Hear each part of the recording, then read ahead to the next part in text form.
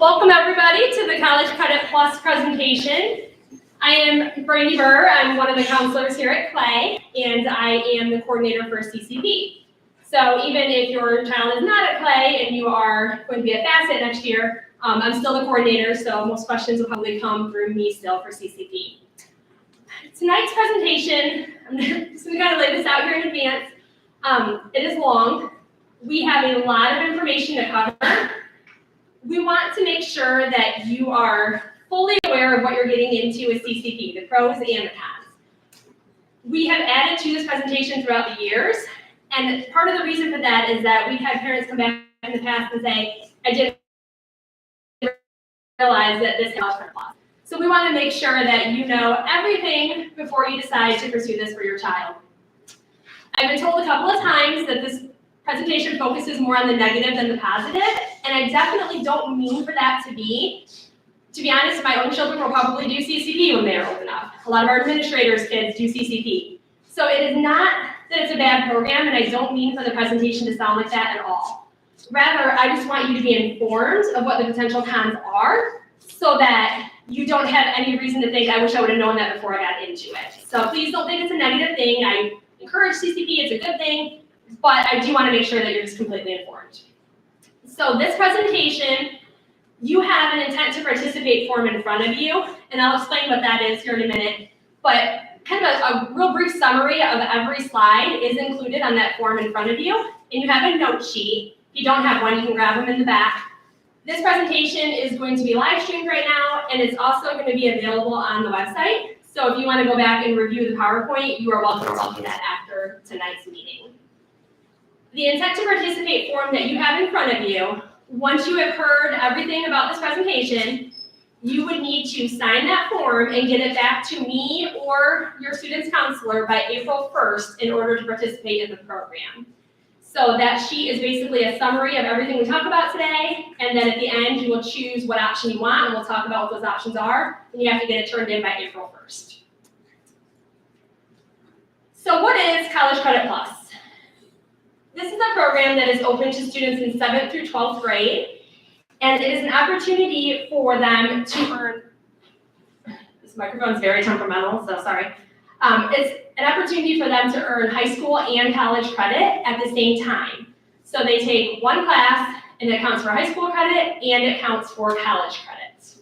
And it's all done during the school day. There's 3 different ways that students in Oregon can take College Credit Plus classes. The first one is that they can take it at any public Ohio college. So every public college in the state of Ohio participates in CCP. Students can either go on campus to take the classes, or they can do the classes online. So there's some flexibility there. They can also go to any participating private college. So not all private colleges in the state of Ohio participate in CCP, some do. And then the third way is that they can participate through our Clay High School Career Tech programs. So we have several programs that are available to our juniors and seniors here at Clay High School: environmental and agricultural, auto, culinary, machining, and marketing. Those 5 programs offer College Credit Plus credit just by taking our Clay High School class. So that's only for our juniors and seniors at Clay, and you have to be enrolled in the program.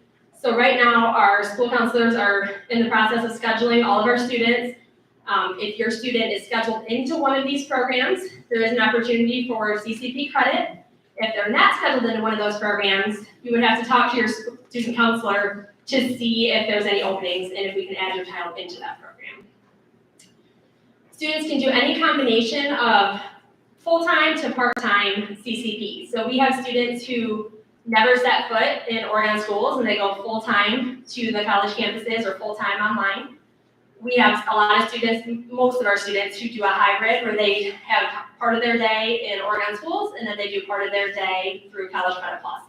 Whatever you want to do, it is very flexible and it is completely up to you. And I should mention, at the end of the presentation, we do have Owens, UT, Lords, and I don't know if BG showed up. They are all here present, so they're going to come up and talk a little bit about their own individual colleges at the end, and then they'll be available for questions at the end too if you want to talk to one of the specific colleges. I also want to give a disclaimer. I know these slides have a ton of words on them, and I hate doing that. But again, there's so much information to cover a CCP that I want to put it all out there, so I kind of apologize in advance. For students who are doing traditional College Credit Plus, so you're going to hear me tonight talk about two different kinds of CCP. You're going to hear me say traditional, and you're going to hear me say career tech. So traditional is any student who is going to the college or taking online classes. Career tech are only those students, those junior and senior clay high school students who are enrolled in one of those 5 career tech programs. So 2 different kinds of CCP. So in the traditional model, the way that they earn credits is that however many credit hours the class is that they take at the college, that converts to a credit here at Clay. So as an example, if they are taking a 5 credit hour course at a college, it is going to equal 1 Clay High School credit. If they're taking a 3 credit hour course at the college, which is what most classes are, it equals 1 full credit at Clay. So as an example, a lot of our students take Composition 1 at the college level, which counts as an English credit. So they would get 3 college credits on their Owens or UT or BG, wherever they're at, transcript, and then that would equal 1 high school credit of English. So they're getting that college credit and that high school credit at the same time by taking 1 class. So we have our chart here, 3, 4, 5 credit hour classes at the college count for 1 credit here. If you take a 2-hour credit class, it's going to equal 2/3 of a credit at Clay. And if you take a 1 credit hour class, it's going to equal 1/3 of a credit here at Clay. If your child is not at Clay yet, and they're going to be a 7th or 8th grader, these college credits will go on to their Clay High School transcript, and when they come here, those will be on their Clay transcript. Okay, so if you decide that you want to do the traditional CCP route, there are a ton of different classes that you can take. However, you have to take your first 15 credit hours in what are called level 1 courses. So if you get on the website of any of the colleges, they're going to have a whole list of their level 1 courses that are available. There are a ton of different ones. It's going to be your basic pre-req classes that you would have to take for any major in college. Once you've completed those 15 credits, then you can move on to level 2 courses.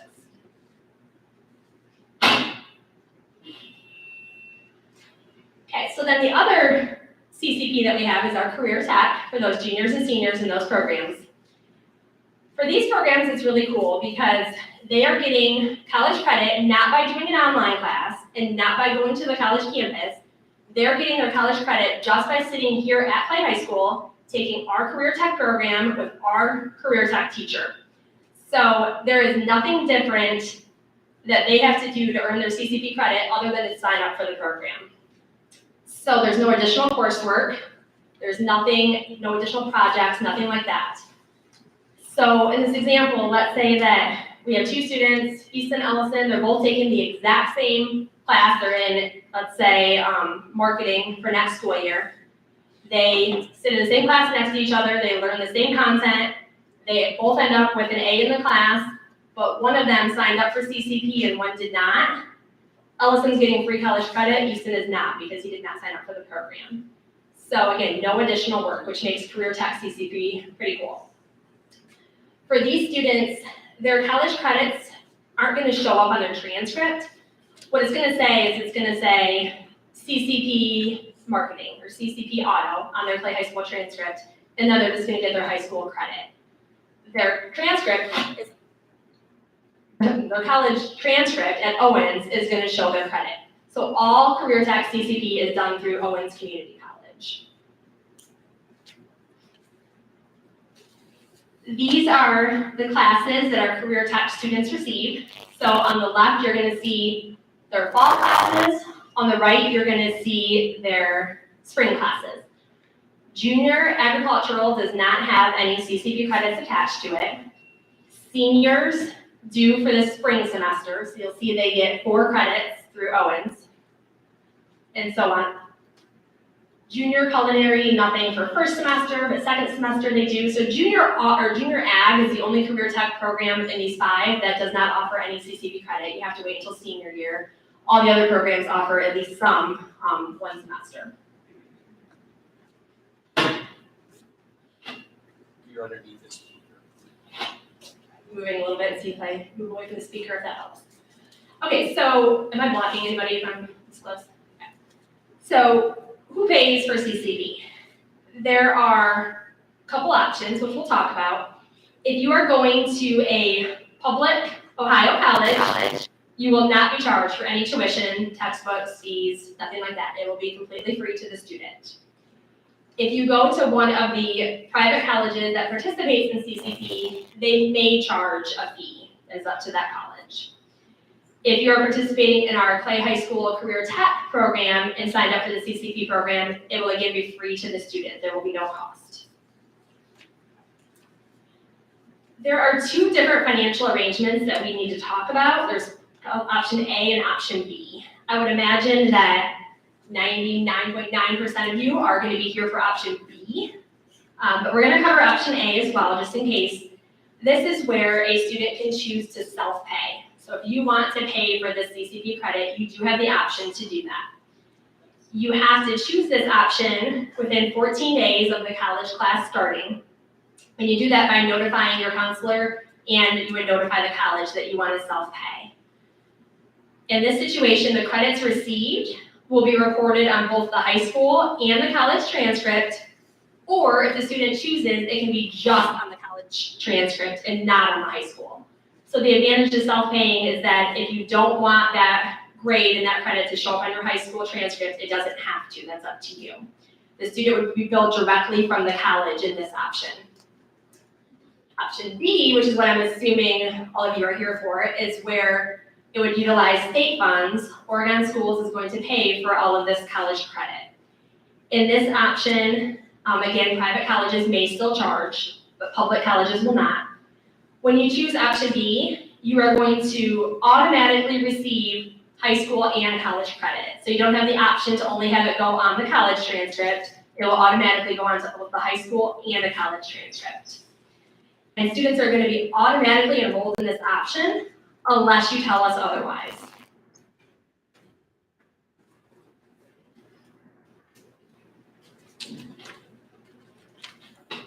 Okay, so in order to get into CCP, there are some eligibility requirements. So not everybody can join the program. Students have to meet assessment threshold scores. So we're going to move to the next slide, and I know this chart is probably kind of hard to see. But again, this whole PowerPoint is available on our website after this meeting, so you can just go and look at it there. This is something that counselors can sit down. Counselors can sit down with students and go through and make sure that they know what they need to do to be eligible. But in a nutshell, what it is you would look at the third column over, the assessment threshold score. And typically it would be either the ACT or the AccuPlacer that the students would take. If they fall within that eligible category, if their score falls within that third column range, they are good to go, they're eligible. If it falls in that fourth column, the fourth column is conditionally eligible. So that means that they're, I'll walk around here and see if this helps them out. That fourth column over means that they are not quite at the threshold that they need to be at. So then we would look at whether they have a 3.0 GPA or not. If they do, then they're eligible. If they don't have a 3.0 GPA and they fall into that conditional range, they would not be eligible. So you'll see we have a little line crossed off there. It says at the top, they have to have that 3.0 GPA or receive a recommendation. Oregon City Schools has decided not to give a recommendation to a student because we don't feel that they're CCP college ready if their test scores don't fall into the right range and they don't have a 3.0 GPA. We feel like we're setting them up for failure then to take a college class. The only exception to that is our Career Tech programs, those 5 programs we talked about. Our Career Tech director, she's not crossed off in red up there, because she will sometimes give recommendations for the Career Tech CCP students. The reason for that is that we feel that these students are very successful with CCP because they are at Clay High School with our teachers and our support system. So our kids very, very rarely fail a Career Tech class. So we feel confident giving them the recommendation that they're going to be okay to get that CCP credit. Our traditional students who are going off to the campus or who are taking an online class, we just don't feel as confident giving that recommendation. recommendation to them. Go ahead, enter. You can hit the arrow. Hit the right arrow. Right arrow. Yep. So this is an eligibility chart. It just kind of helps explain the process a little bit more. So what this says is that in order to be eligible, students must complete an assessment exam, typically either the AccuPlacer or the ACT. If the student scored college ready, it skips the straight yes, they're eligible to do it. If it says no, they're not college ready, then we look at did they score in that conditional range? Were they close to being eligible? If the answer is no, they're not able to do CCP. If the answer is yes, then we look at do they have a 3.0 GPA and they can participate. Again, your counselor will be happy to walk your child through this and see exactly where they stand and if they're eligible. So like I talked about, we will not give a recommendation other than to career tech students if you have below a 3.0 GPA and do not meet the testing requirements. The state has said that they are going to do additional options possibly for eligibility, and these are going to come out in spring of 2022, which is tons of fun because right now we are going through and deciding who's eligible and who's not. So there's a very good chance that we're going to tell your student they're not eligible, and then when the state comes out with this, whenever they decide they want to do that, it may change. So just know that right now we are going off of what the eligibility requirements are for right now, but this very well may change, we're not sure. Just note that you cannot participate in CCP past your 4 years in high school. So what this basically means is that you can't purposely fail a class your senior year so that you have to come back to class your 5th year senior and then take a full year of CCP degree. Oh my gosh, this is driving me crazy. Sorry, guys. So it just says you can't do CCP past 4 years in high school.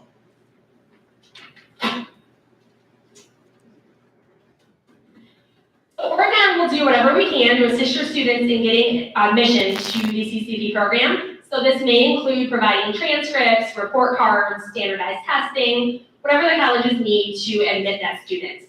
But we do not accept responsibility for admitting or denying. So it's not our job to tell a student whether they're admitted or not. That is up to the college to admit or deny students. So what we ask students to do is to create a full Oregon City school schedule until they're admitted and they've created a CCP schedule. At that point, they can bring it back to their counselor and we can adjust their Oregon City school schedule. We don't want them to ever be locked out of classes, so we want them to create a full schedule here, and then once we know everything is officially set at the college, we have a schedule set, then we will adjust things here.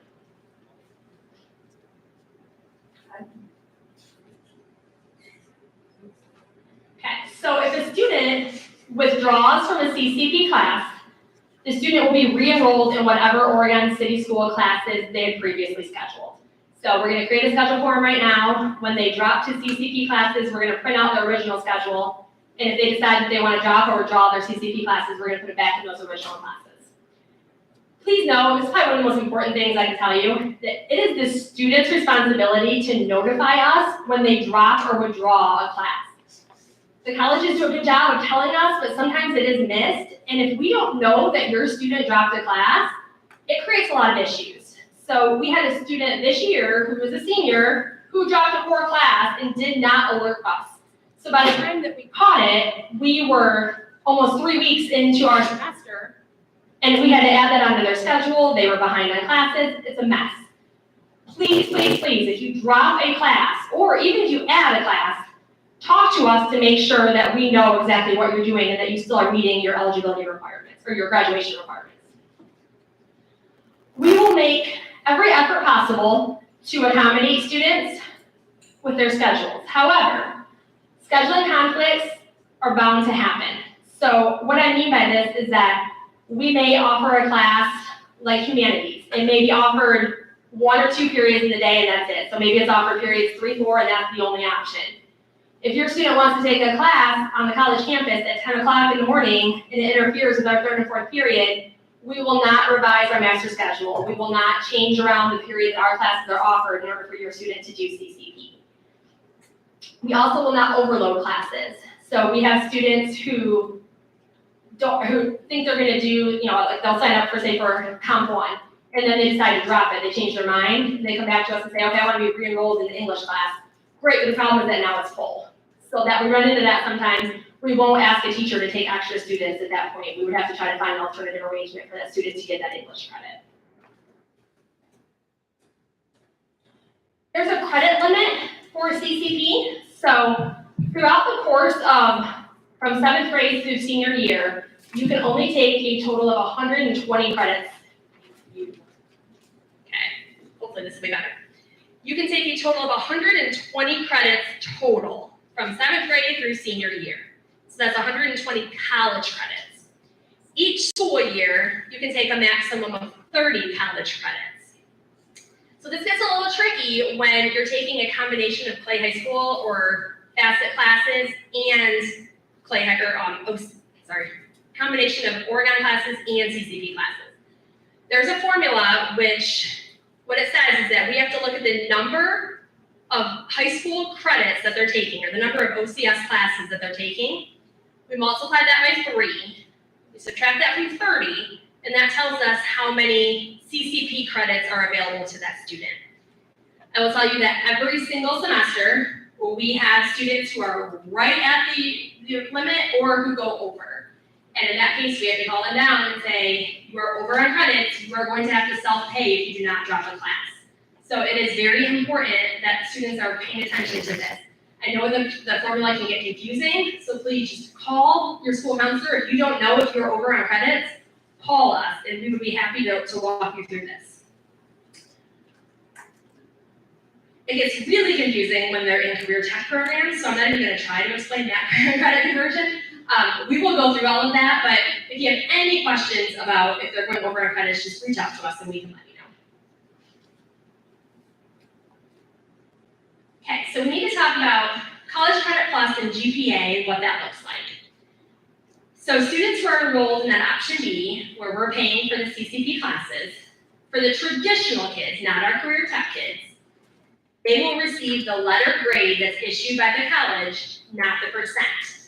So what this means is that it may not always align. So our classes here, like a 90 to 100 is an A, but you may get A minus, A plus, depending on where you stand. It may not always line up with exactly what the colleges have, so we put on our Clay High School transcript the letter grade that the college gives us. So we will receive a transcript from UT at the end of each semester with all of our kids who did CCP, and it will say this student earned a B or a C. That is what goes on to our transcript.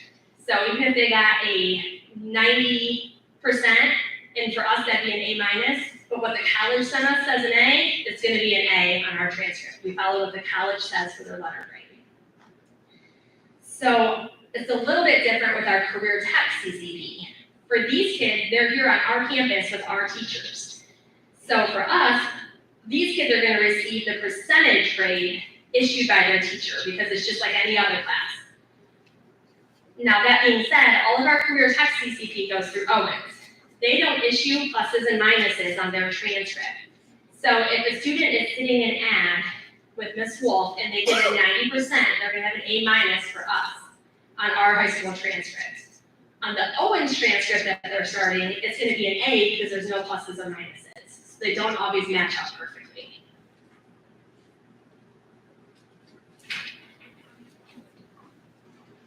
Okay, so traditional CCP classes are factored into our Clay High School GPA on the highest grading scale that we offer in that subject. So if a student is taking an English class at the college level, we offer AP English here at Clay, so it's going to be on the AP scale. If they take a social studies class through CCP, we offer AP social studies here, so it's going to be on that scale. If they take a technology class, the highest that we offer at Clay in technology is just the general scale, so that's what their CCP class would be on. So whatever the highest is that we have, that's how we are going to factor it into their GPA here. Traditional CCP classes, it's kind of an important one that students and parents sometimes will get kind of upset about. They are not going to factor into quarter honor roll. Those traditional CCP classes do not factor into quarter honor roll because there are no quarter grades for the colleges. So this will affect recognition in the newspaper. this will affect four-year honor roll. So a lot of times our students will come to me and say, I got straight A's, why did I not get four-year honor roll at the end of my senior year? Why was I not honored? You didn't get the four-year honor roll because you didn't have those quarter grades to get that quarter honor roll all the way through. So you will not see your student's name in the newspaper likely. So it might be an issue, just so that you're aware of that. For our career tech CCP kids, those ones sitting in our classrooms, those classes are factored into the high school GPA on the honors grading scale. So all of those career tech CCP kids are going to be on the honors scale. For these kids, it will factor into the quarter honor roll. It will be considered for recognition in the newspaper and four-year honor roll because again, it's our class, our teacher giving that credit. So there's no effect there for our career tech kids. Okay, so starting with the class of 2023, students need to have 2 seals, which are stickers that are going to go on their diploma in order to graduate. If they take a CCP class in American history, American government, or biology, they can substitute the grade that they get in that CCP class for the Ohio State test. So those seals that go on the diploma say that in American history, government, and biology, if you get a 3 on your Ohio State test, you get that seal. You get the science seal or the citizenship seal. So for our CCP students, if they take one of these classes and they get a D or higher, so they pass the class, they're going to get their 3 OST points, which would mean that they're going to get their seals in those areas. Okay, so we're going to talk about potential pros of CCP, and then we're going to look at cons. And again, I'm sorry, the pros is 2 slides, and the cons is a lot, so I'm sorry, but I just want to make sure that you guys know what you're doing. So, start with the potential pros. You're going to complete your college degree in less time. You are getting college classes done while you're in 7th through 12th grade, so you are not going to be in college as long, which leads to, in my opinion, the biggest benefit of CCP. You are going to reduce the overall cost of college. We all know college is very expensive. So the fact that you can get free college credits while you're in 7th through 12th grade is huge. And that's frankly why my children will be doing CCP at some point. One class, the pro is that one class counts for both. So you are not taking time sitting in an English class senior year and then turning around and taking a Comp 1 class your freshman year in college. You're doing one Comp 1 class and it's counting for both high school and college credit. There's a lot more classes than what Oregon can offer. So you are looking at a ton of different classes that are available to your student. So this works a lot with our seniors. So a lot of times our seniors will get to a point where they only have English and math left that they have to take here at Clay. So they'll kind of sit there with us as counselors and they're like, I don't know how I'm going to fill 8 periods in my schedule. I stick to what am I supposed to take? So they're just kind of like picking random classes that they're not maybe that interested in. So this is a great alternative for them where they can maybe take those 2 classes at Clay or they can take them through CCP. It opens up a ton of opportunities for them to take additional classes that are interesting to them.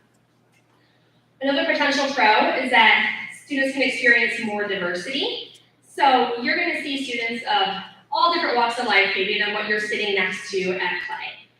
I would caution you this can also be a negative just depending on how ready your student is for that. So if your student is a 7th grader, are they ready to be sitting next to students who are in their 20s and 30s? You kind of need to decide whether that's a good fit for you or not. Another pro is that there's an ability to take their online courses, which can mean a lot of flexibility for students. So if we have students who need to get younger siblings on the bus or who have a job, they can do a lot of flexibility where they take their college classes Tuesday, Thursdays and have Monday, Wednesday, Fridays off. Or they can do afternoon classes and have their mornings free. So big pro for a lot of our students that they can take online classes or go to the campus mornings or afternoons, and they have a lot of flexibility in their schedule that way. Another big potential pro of CCP is the Start Here Scholarship, which is offered through Owens Community College. So for this scholarship, students who have participated in CCP at Owens and have earned 9 college credits through the CCP program, if they have a 2.75 or higher GPA at Owens and a high school GPA of 2.75 or higher, they would qualify. They have to enroll in 15 credit hours in the fall semester immediately after they graduate. So that freshman year, they have to enroll in 15 credit hours at Owens. They also have to have completed FAFSA and have an official high school transcript dated after January 1st on file with Owens. They have to be an Ohio resident. With this, Owens will cover the instructional fees for them. Anything that is not covered by scholarship grants, fee waivers, Owens is going to pick up the rest. So anything that is not covered, you are basically getting free college from Owens if you have the Start Here scholarship. So this can be a huge benefit to our students. They have to do their CCP through Owens though, and then they have to enroll at Owens immediately afterwards. Sorry, not after their CCP, but immediately after graduation. There's also a lot of supports that might be on campus. So things like computer labs and tutoring services, math labs, rec facilities, things like that might be available to the CCP students. Just note that as a CCP student, you are still an Oregon City School student, so you are not able to participate in any collegiate student clubs, athletics, organizations, things like that. You're not a UT student, you're still an Oregon City School student. So we wanted to give you just a real quick snapshot. This is for traditional CCP.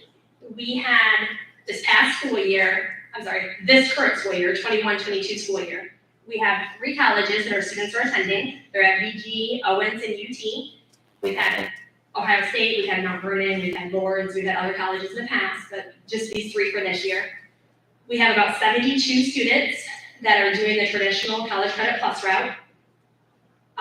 Summer semester, so the school year for CCP starts in the summer. So next school year, summer is the first semester, and then fall, and then spring. So we had about 74 college credits completed in the summer.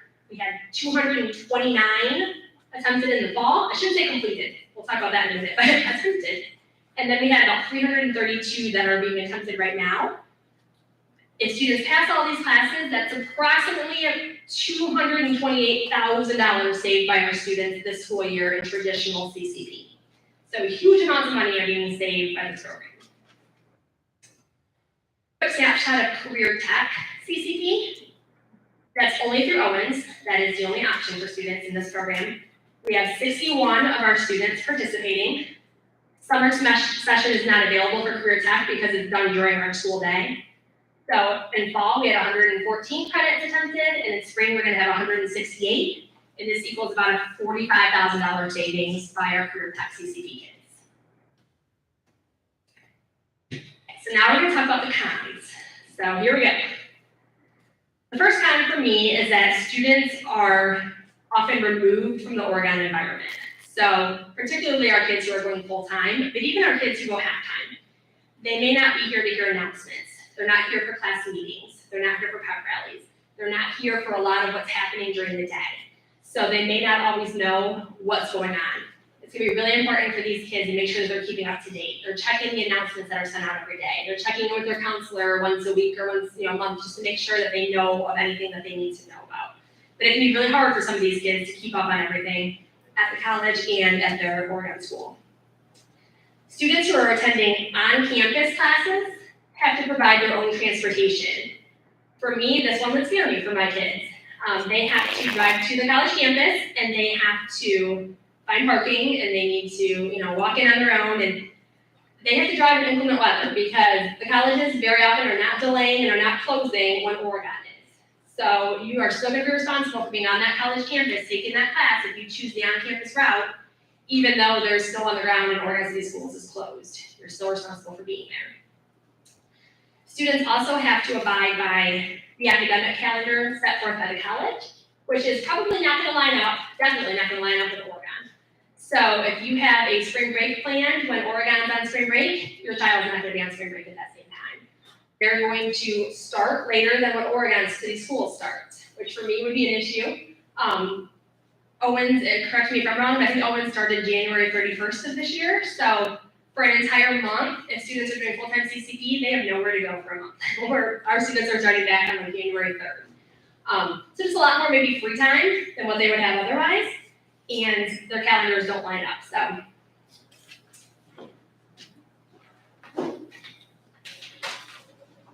There may be reduced opportunities for students to participate in extracurriculars. So we have students every year who come to us and say, I'm involved in sports after school, However, the class that I want to sign up for at the college is only offered at 2:30 in the afternoon.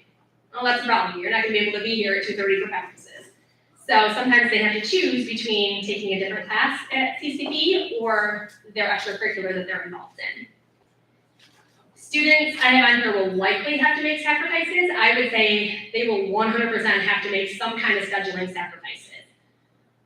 A lot of times our students want to take one class here or two classes here. They're set on humanities or they're set on French 4 honors or AP Bio or something like that.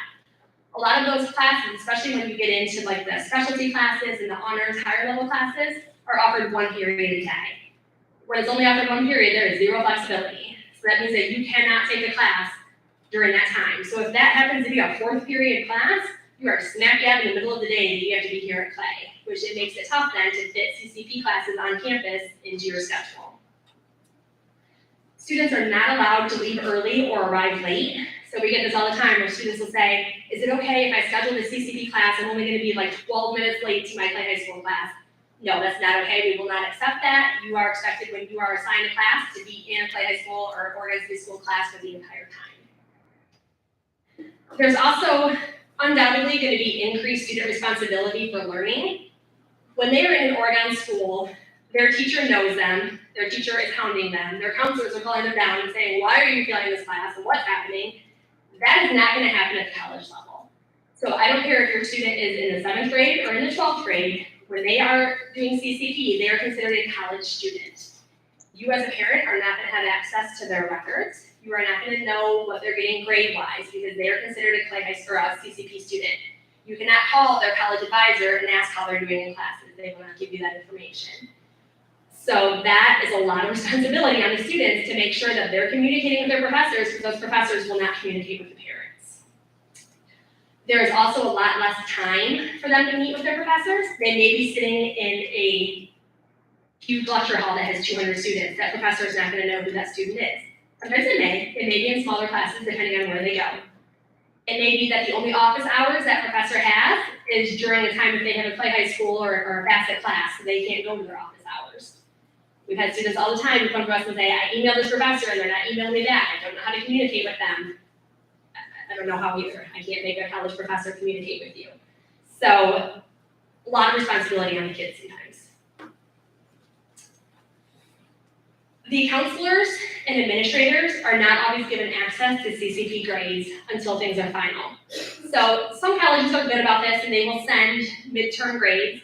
However, a lot of times on the spreadsheet, it'll be about halfway filled in and the other half will just say, professor did not report grade. So we do not know always what your student is going to receive until we get a transcript on our desk from that college. So we are very often surprised that we see Fs and we had no idea that it was coming.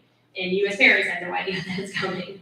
So I would really encourage you that if your student is doing this, that you keep on top of your student to show me your grades, show me your assignments that are being submitted, show me proof that you're turning things in, because we do not know if they are or not. Student loan and scholarship eligibility could be limited depending on how many hours they've completed through CCP. And if I'm being honest with you, this is not an area where I feel comfortable speaking a whole lot, so I'm not really familiar with the loan side of college. As far as how many credits would affect that. I know it's pretty high, and maybe the colleges can talk a little bit more about that when they come up. But I just know that when you start to get into like a whole lot of credit hours where you've been doing it for several years, that can start to affect loans. But again, I'm not super confident on that. If you want more information, see me, and I can always talk to the colleges more directly and get you some answers on that. Another potential con is financial reimbursement. So we will seek financial reimbursement for the cost of the class and the cost of whatever books we paid for you if you do not receive credit for the class. So if you fail the class, if you withdraw after 14 days, so the colleges give you a 14-day window to withdraw from your classes without penalty. So you can start the class, if you decide you don't want it, within 14 days, you can withdraw from it, no penalty. It does not show up on a transcript, nothing, it's just like you never took the class. After that 14 days, you have another window where you can withdraw from the class, but it is going to show as a withdrawal on the transcript, and we will ask for financial reimbursement at that point. Some colleges also give NCs, which is no credit. So I believe this is primarily UT for their Comp 1 class, If you get a C or below, they will give you a no credit. It doesn't factor into your GPA. The issue with that is that since you didn't receive credit, Oregon will ask for reimbursement for that class, because we paid for you to get college credits that you did not get. So we'll ask for that reimbursement. So we're going to talk a little bit about failing classes, because unfortunately this happens to multiple students every semester. I would love to say we don't see this often, but we do. I would love to say that we don't see this with our top students, but we do. Our AP kids, our humanities kids, our top kids fail classes.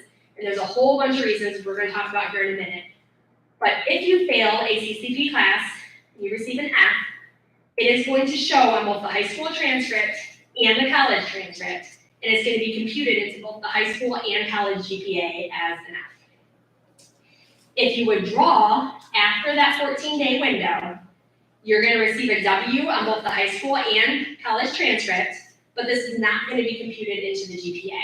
So it's going to show a W, but it's not going to affect GPA. If you get an NC in a class, it is going to show on both transcripts, but again, it does not factor into your GPA.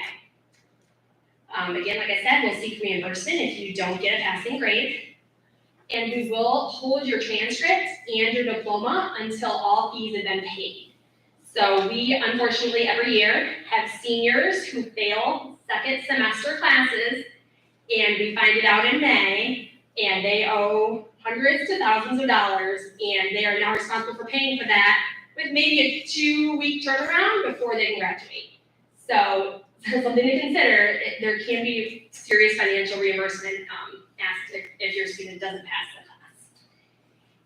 If you sign up for a CCP class, you have to attend the class.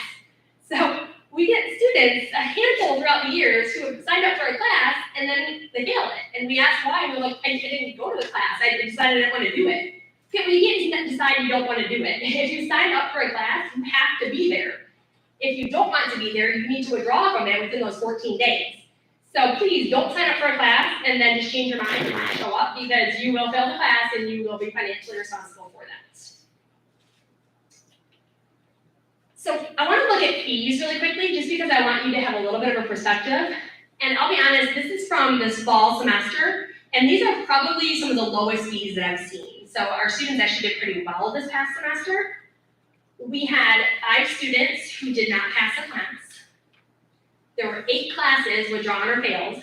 So what that means is that we had students who failed or withdrew from multiple classes. They were asked to reimburse us a total of over $3,000, which averaged to about $630 per student who did not pass a class this past fall. And these numbers are low. We've seen much higher. As I have down here, during the 2021 school year, we had 3 students who owed us over $1,000. We had 1 student who owed us over $2,000 for classes because they failed everything. So we just want to put that out there to make you understand that we do have students failing classes pretty regularly, and they do owe quite a bit of money for those. This is new this year.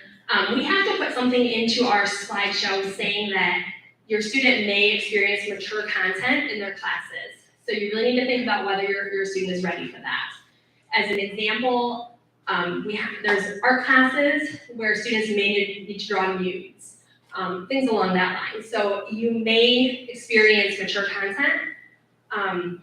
They're not going to change the content of the class because there's a CCP student in it. Honestly, the professors don't even know who are CCP students and who are traditional students.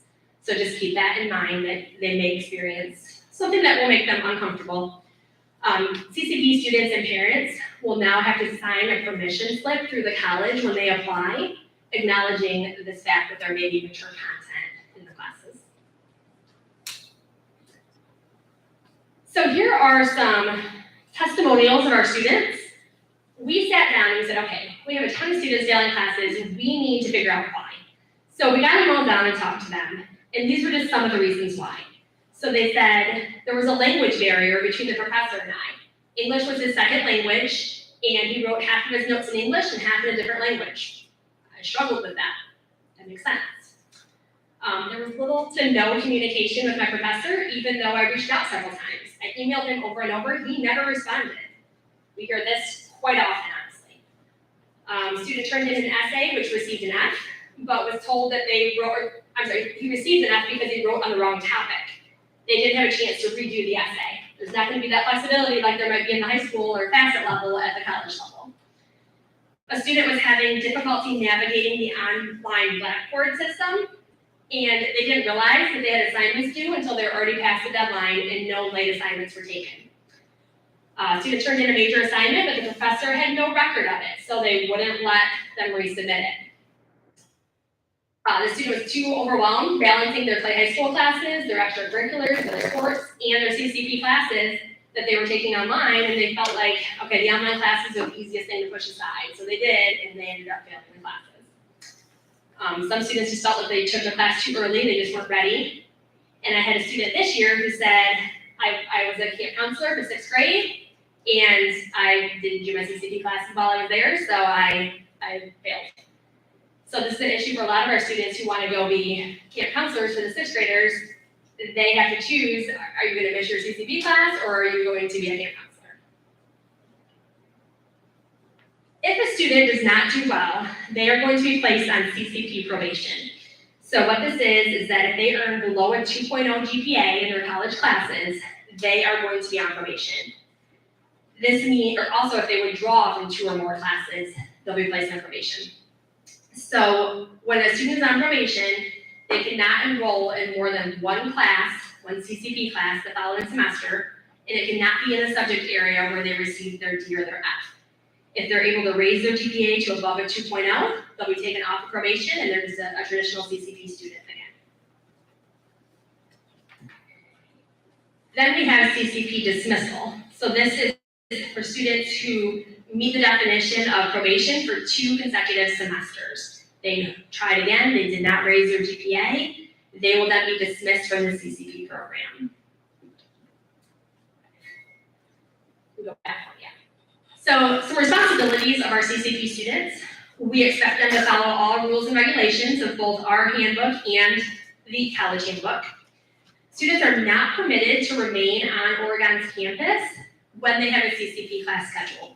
So we were running into an issue several years ago where students wanted to just kind of come hang out in our learning commons or in our cafeteria and kind of roam our halls.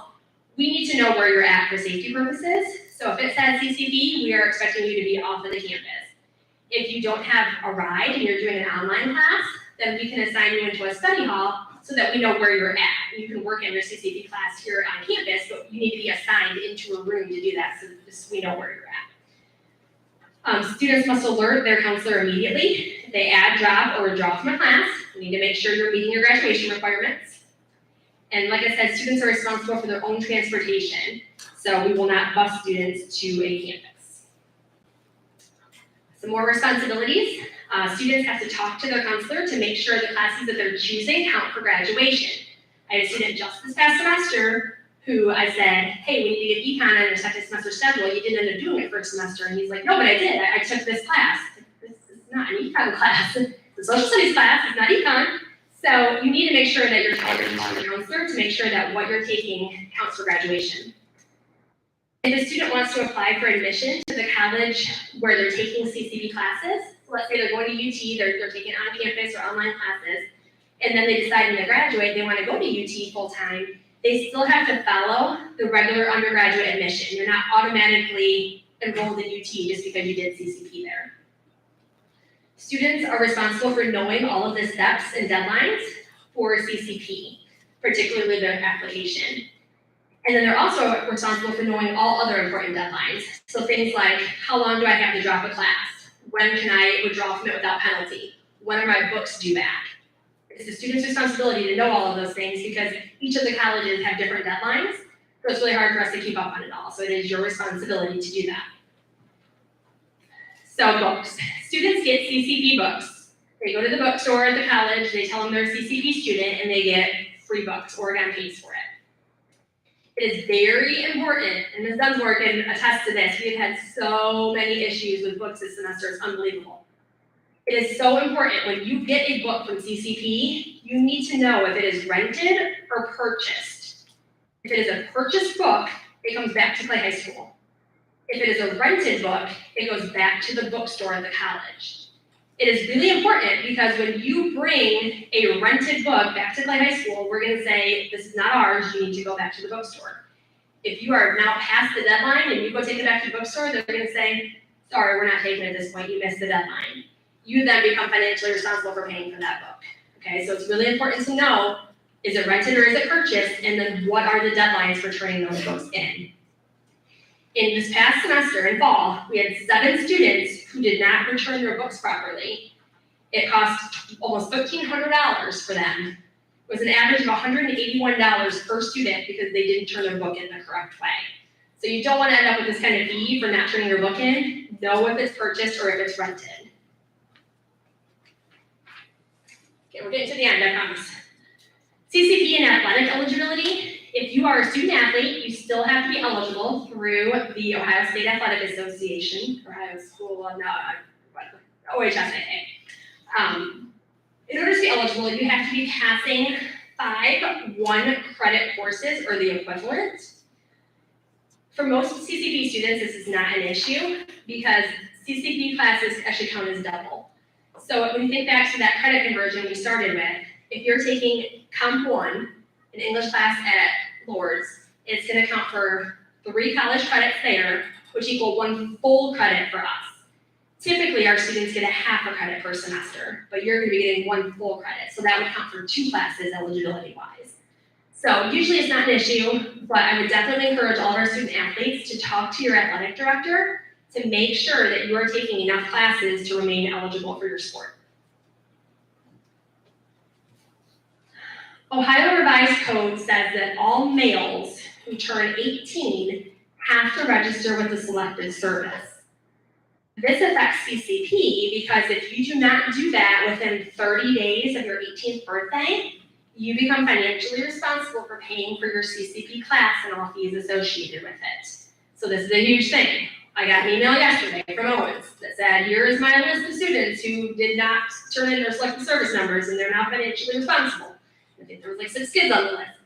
So this happens all the time. Our students forget to do this, and then we have to go hunt them down and make sure that they register with Selective Service.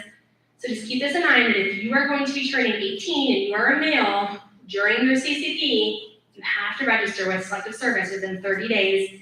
It's a super simple registration. Need help with it, just come see your school counselor and we can walk you through it. So CCP credits, do they transfer to other colleges? Let's say you are sitting in our career tech program, you're doing marketing, you're getting credit through Owens, but you think that you want to go somewhere else after you graduate.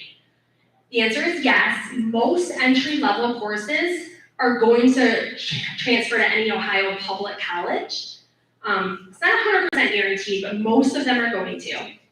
Credits earned at a private college, or if you want to go to an out-of-state college, are going to be evaluated on a case-by-case basis. So I can't guarantee that they're going to transfer, but the majority of your basic prereqs that you're taking through College Credit Plus are going to transfer to other colleges. I have 2 websites listed on here that when you look at the PowerPoint on the website, there'll be links to them that you can get on and you can play around with that and you can type in certain course codes at one college and you can see if it will transfer to another. Or you can always call your advisor at your college and they can help you with that process.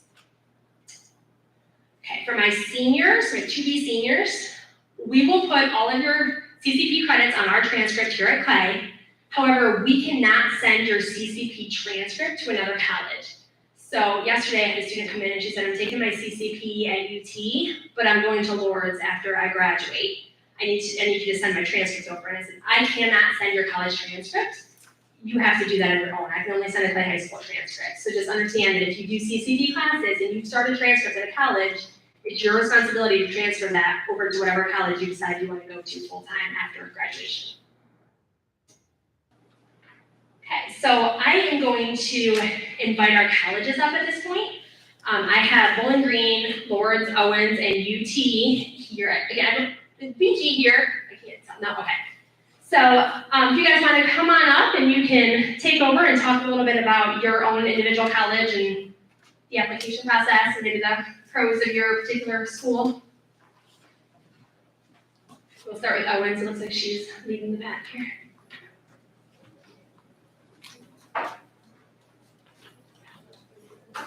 Thank you.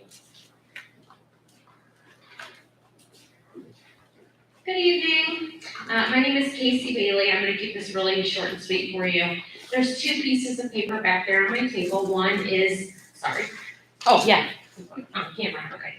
Sorry about that. There's two pieces of paper, back on my table. One is all of the steps that you need to take to be a CCP student at Owens.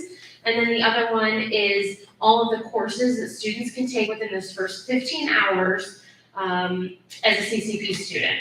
So the level 1 classes. If you're a parent like myself, you might need some readers because it's really fine print because I can't see it like that. But students should be able to see it just fine. But there are tons, there's over 400 classes available for students within those first 15 hours. Many of our students do online classes. Some students are coming to campus. We're seeing a little bit of a change where some students are coming to campus out of COVID, but most of our students are doing online.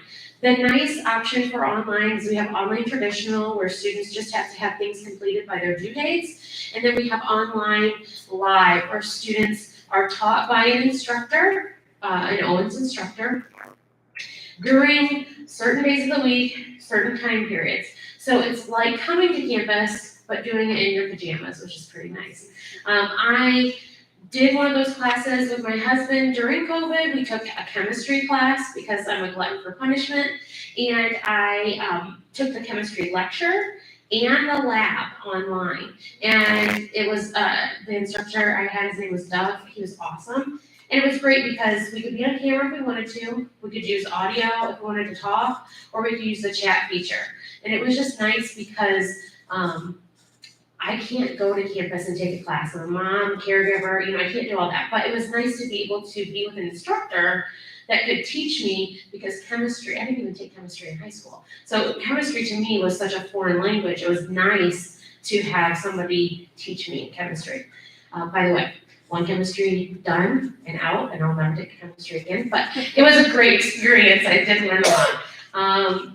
So that's, a majority of our students are doing either the online live or online traditional just because kids are really busy these days, so it's really hard for them to get to campus. Another thing I would like to say for students is that we will work with you. There's 2 CCP advisors for the Toledo campus, and we work with you from start to finish. So we find out what your goals are, why are you doing CCP, where do you want to go to college after Owens, maybe you want to go to a 4-year institution, Southern Ohio, or maybe across the country. We're going to work with you to see and make sure that you're taking classes that are going to transfer right from the start, because CCP is a great benefit for students, free college, free books, that's great. But there has to be a purpose. You can't just take a college class to take a college class. It has to count for somewhere. So it either counts at the high school or it counts at the college. And it's important to know where you want to go. I will tell you, I have many students and parents that will come to me and say, okay, we just want to take the gen eds. Everything is just going to transfer. That's what we want to know. Well, I'll tell you right now, Bowling Green's gen eds are different than the University of Toledo's gen eds as they are from Lord's gen eds. So students that come and say, well, I just want to make sure that what we take, we're going to transfer, Comp 1. There you go. That's the class you're going to take that will transfer to every college and every major. Outside of that, we have to start narrowing things down. So I also teach at the 4-year level. I teach at the University of Toledo, and I'll tell you, I have CCP students in my classes, and I don't know who's a CCP student and who's not. I don't really care. My class is designed for an 18-year-old and above, and to do the work. So I'm not alone as an instructor on that. So make sure that this is a decision that you come down as a family to decide if this is something you want to do. And I'll tell you, I have a 7th grader. He's not ready. He's not ready. And I've done this for 8 years, and I can tell you he's not ready. I still have to wake him up to go to school. I still have to remind him to do his chores. I still have to help him with his homework. If you have to do those things with your child, this is probably not the best situation for them. If they are a go-getter, a starter, this is probably a great set for them. So I will be here at the end. My name again is Casey. It's just 2 letters, Casey. If you have questions, feel free to ask afterwards. Thank you. Good evening. My name is Kimberly Scribner. I am from Lourdes University. Although we are a private college, there are no additional fees for your scholars to take CCP classes at Lourdes. The admissions criteria is a 3.0 GPA and a letter of recommendation from your school counselor. If you take any CCP classes at Lourdes, you will receive a $2,000 scholarship if you decide to attend Lourdes upon graduation. We also have 3 different pathways already. So we already have a pathway for 3 different majors that if you take that pathway, once you come over to Lourdes, you will actually be going right into the professional program. And the pathways we have right now are nursing, business, and education.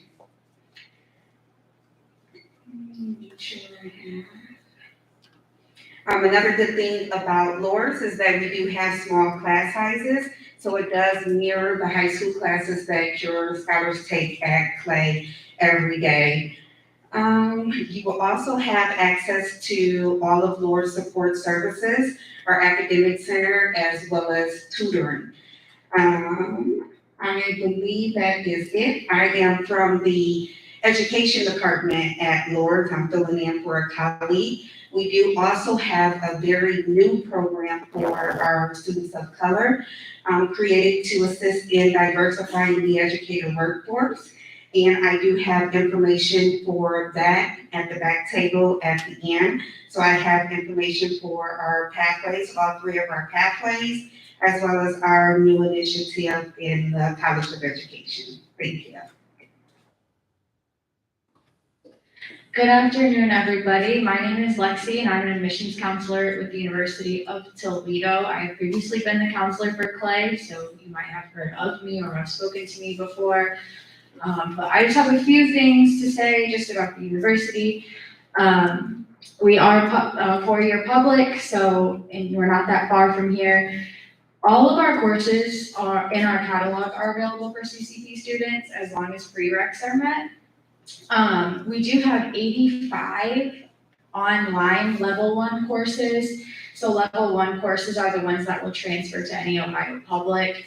So those are the ones that we have for CCP students specifically online. 85, but all of our courses are available for CCP students. As a CCP student, you do get, as Lord said, access to our tutoring services, as well as you will have an assigned success coach who will help you if you're struggling in a class or if you need help with something or if you're going through something personally. They're there to help you with that. They're essentially like another high school guidance counselor, but more on the college level and more well-versed in the things that happen in college. So CCP students have their own designated success coach, so a great perk of being a CCP student. And then, you also get into games as well since you're a college student. So all of those really great perks of being a CCP student at the university. On my table, I have a checklist for CCP students of what to do and all the steps that you need to take to enroll as a student. And I also have our university permission slip specifically for the University of Toledo. So if you have any questions, let me know. Thank you, guys. All right, Laura, you're throwing me off a little bit. She got the blue and yellow dress on, so I feel like you are UT when I look at you. You don't get you an orange. Okay, I'm gonna go to the next one. So if you are interested, here's what you have to do. For the traditional CCP, not our career tech one, but if you want to go to campus or online, you have to sign the intent to participate form that you should all have in front of you and get it back to your Oregon counselor by April 1st. This is a hard deadline. If you do not have that in your counselor's hand by April 1st, you will not be eligible to participate in the CCP program next year. After you turn that in, the counselor will meet with that student to go over the next steps for whatever college they're interested in. If the student does not meet the eligibility requirements that we talked about and they have to go take an AccuPlacer test, we will be giving one during the day here at Clay High School, somewhere approximately May 10th. We don't have that date cemented yet. Or they can go on their own and they can take the AccuPlacer. They can set something up with the college on their own. We do ask that you bring proof that you have had a higher score on the AccuPlacer by the time that we leave for the summer. So June 7th, we need to have proof that you are eligible, you're ready to go with CCP. Once you've completed those next steps, then you will be admitted or denied by the college, and then we will go from there and look at orientations and schedule changes and all of that. Okay, we go to the next one. If you're interested and your student is signed up for one of those career tech programs that we talked about as a junior or senior next year, for you guys, same thing with the intent to participate. It has to be turned in to your counselor here at Clay by April 1st, getting a hard deadline. On May 9th, for our career tech kids only, we're gonna have all of you come down to the auditorium and we are going to apply to Owens together. So we're gonna go through the application process together. And then approximately on that May 10th day, we are going to offer that AccuPlacer to you as well to see if you don't meet those eligibility requirements, you can take the AccuPlacer during the school day. And again, that June 7th, we need to know that you are eligible by the time we leave. So if you take the AccuPlacer with us in May and you don't meet the scores, if you go and take it on your own, come back and show us proof that you're eligible, and then we can move forward with putting you into the CCP program. The best thing that I can tell you, April 1st is when that intent to participate is due. Okay, so I have my contact information up there, so if you need to contact me after tonight, just feel free to glance at that PowerPoint and you can see my phone number and my email address. And that is Mr. Jersky, hold on. Hello, I'm Mr. Jersky, the principal here. And one of the reps said, make sure your child is ready. And I just want to make sure you heard that loud and clear. Because here's something that always happens at our level. Your son or daughter has an issue in school. Who's the one that always contacts the school? The parent.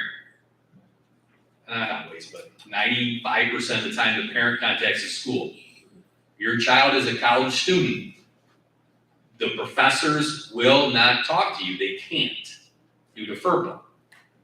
Okay, so it's going to be up to your child to take care of whatever issues going on at school, or if there's a grade question, or something like that. So please make sure if you decide that you want to go this route for your child, great. They're getting college credit, it's cutting down on your bill in the long run, great. But they cannot talk to you. And we even had a situation one time where a mother emailed a professor, and the professor said, what are you doing? I'm not talking to you. I can't. Okay, so just make sure you know your child. Are they ready to handle the responsibilities of being a college student? And even though we're paying the bill, we being a parent, they won't talk to us. It's that person sitting in that seat or online. Okay, so I just wanted to clear that and make sure everybody heard that. That was a great point. Make sure your child, your son or daughter is ready for this. My son's gonna be in 7th grade next year, and we did not go to his school CCP meeting because my child is not ready for CCP, so absolutely. And just keep in mind that when they start CCP, they are starting a college transcript. So everything that they do is officially going on to that transcript, which will follow them, so just keep that in mind. Good, that is it for me, unless anyone has any questions, and you guys are welcome to go back and talk to the reps, and I'll stay up here if anyone wants to ask anything.